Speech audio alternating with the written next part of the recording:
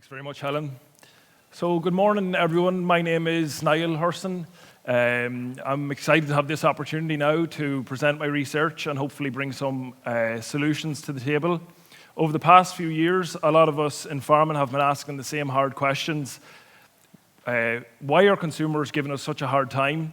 And how do we lose control of our own story? Those questions come up again and again in my interviews around the world, and they're the reasons this Nuffield research exists. So farming isn't just another industry. It's the foundation of rural life, exports, and the way we sustain ourselves. But our future license to farm depends on something less tangible, and that is trust. When that weakens, so does our influence on policy, our position in the market, and the pride people feel in what we do. And that's why this conversation matters, not only to farmers, but to everyone who eats, exports, or depends on Ireland's reputation. So now, before I talk about the findings, I just want to start with why I took on this research. My life and career has always revolved around agriculture, a window into it. I grew up on a small suckler farm, reading the Journal, in Smithborough, County Monaghan. I went on to work as a journalist with the Irish Farmers Journal, the Irish Independent, and RT's Ear to the Ground. I reported on the realities of farming life and the pressures shaping rural Ireland. Today now, I work as a policy advisor with the Embassy of the Kingdom of the Netherlands, and that experience gives me a front row view of how decisions about farming and food are made. What pushed me to take on this Nuffield research was to understand who really influences how farming is perceived and how Irish farmers can rebuild credibility and leadership in that space. So what I'll cover today includes what went wrong, what I've learned, and how we rebuild trust. My method was deliberately interview-driven. I wanted to learn through conversation and not data sets, by spending time with farmers, with policymakers, lobbyists, co-ops, processors, and journalists in their own settings. I travelled widely across 6 continents, from Brazil to India, the Netherlands to New Zealand, observing what works, what fails, and where Ireland can learn. The same themes came up everywhere, and that's trust, coordination, and proof. Wherever farmers could demonstrate evidence of integrity, they held influence. Wherever they couldn't, someone else told their story for them. And that's really the purpose of this work, to understand how Irish agriculture can lead its own story with unity, confidence, and evidence. So, what I found is that Irish farming is at a crossroads currently. The political influence that once felt unshakable has weakened, and the national conversation about food and land has changed faster than our structures have been able to keep up. Public expectations around climate, biodiversity, and water quality are now shaping policy in ways that many farmers feel happen to them rather than with them. At the same time, international competition from countries like Brazil is scaling faster than ever. Yet the foundations remain extraordinary here at home. 64% of the land area farmed by 127,000 farmers, producing €17 billion in agri-food exports each year. So that's not just nostalgia, that's national infrastructure. It can be argued that the magic money tree of corporation tax has left Ireland acting complacent when it comes to indigenous industries like agriculture. Just last week, the Department of Finance made new forecasts predicting that this windfall tax, which we have all become accustomed to, could in fact fall off over the next decade to 2040. That aside for now, this report argues that the next chapter must be farmer-led, evidence-based, and globally confident. If we don't tell farming story with proof and unity, then others will, and experience shows they won't tell it as accurately. So, one of the clearest messages from my research is that farming social license, and that's the trust and permission we operate under, is no longer automatic. The public conversation has shifted. That's water quality, land use, biodiversity, and animal welfare are now daily tests of our credibility, and these shouldn't be seen as attacks, they're expectations. Again and again, I've been told that public trust can't be protected by press releases or social media campaigns. It's earned through visible proof. That's improvements in practice, in data, and in the landscape itself. And as one farmer put it, 10 farmers taking one action is better than one farmer taking 10. Collective effort matters more than isolated excellence. So the principle is simple. If we demonstrate progress clearly and consistently, confidence follows. This isn't about image management. It's about the integrity of the sector. The message from the field is clear. Prove it, don't PR it. A recurrent theme across my research was fragmentation. That's the sense that Irish farming's voice has become less assertive. In interview after interview, I heard the same message. When representation is divided, influence fades. Former Minister for Agriculture, Simon Coveney, told me that the more fragmented the representation, the less clarity on message, and then the more unified, the more impactful.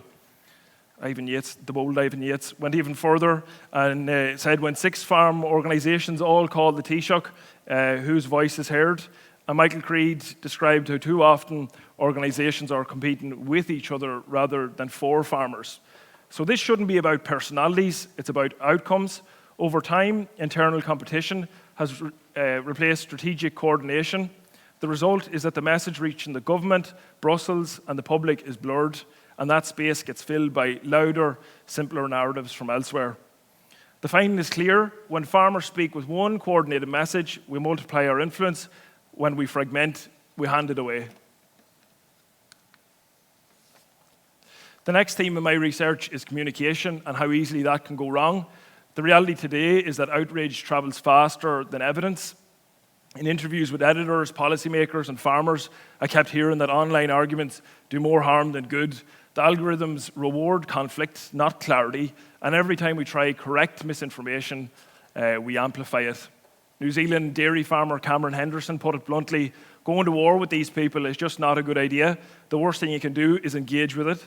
The former CEO of Media House Ireland, that's the publisher of the Irish Independent, Peter van der Meesch, points out that social media has stripped away the old filters of verification.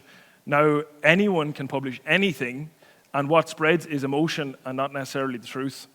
In California, lobbyist George Soros phrased it perfectly: unless you tell your own story, someone else will, and they'll tell it the wrong way. So the lesson is don't feed the outrage. Invest in transparency, calm storytelling, and farmer-led proof, because credibility grows through consistency and not conflict. In every country I visited, one principle kept coming up. Behaviours change when incentives do. Farmers respond to fairness and clarity. If the system rewards outcomes that matter, so that's cleaner water, healthier soils, stronger biodiversity, then change follows naturally. New Zealand's Fonterra is using differential payments toward verified sustainability performance. So the gap between standard and premium milk is still small now, but once it widens, it's hoped that will really change behaviour. But that idea applies directly here in Ireland already. The Common Agricultural Policy needs to be smarter. As my report argues, Irish farming doesn't need less support. It needs smarter and fairer support that rewards outcomes rather than just good intentions. When sustainability is part of the business model, not just an add-on, farmers lead transition willingly, not because they're told to, but because it makes financial sense to. To understand where Ireland stands currently, I spent time looking outward at how agriculture is evolving across 6 continents. Each of these places offered lessons that go beyond their geography. In Brazil, deforestation is being tackled when sustainability becomes economically rational. As one policymaker put it, when a tree is worth more standing than felled, deforestation stops. In India, a 15,000 cow operation on one farm grew out of a cooperative model connecting rural producers directly to urban markets. So it's proof of what scale, ambition, and optimism can achieve when producers work together. In Australia and California, I saw how innovation protects viability. The logistics system fixes milk pricing over long distance in Australia, and autonomous machinery is redefining labour efficiency in the US. In New Zealand, Steve Wilkins summed it up perfectly. The industry needs to have the answers before the questions are asked. The global takeaway is clear. The countries thriving in agriculture aren't waiting for permission. They're planning, innovating, and proving their relevance before anyone doubts it. So, across this report, 4 themes repeat again and again. First, own the narrative.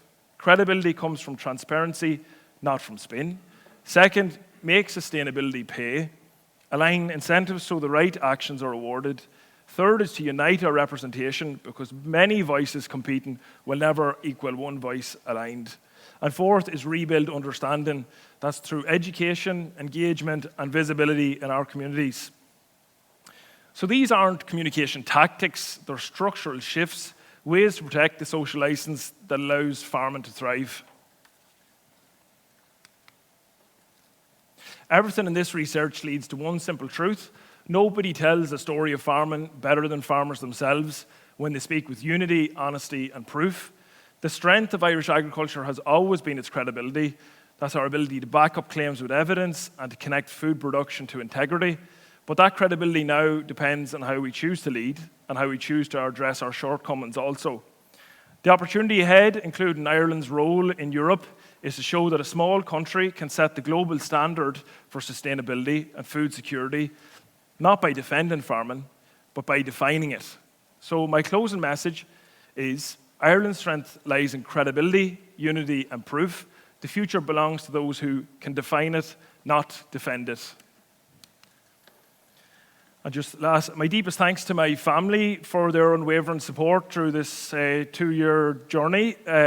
Thank you also to my past and present employers who gave me the required flexibility to complete this programme. To the Nuffield community, thank you for creating endless opportunities and connections. And to our investors, your support is what makes this programme truly world-class. La Chéile tá níos mó ar our gomas. Together, we can achieve even more.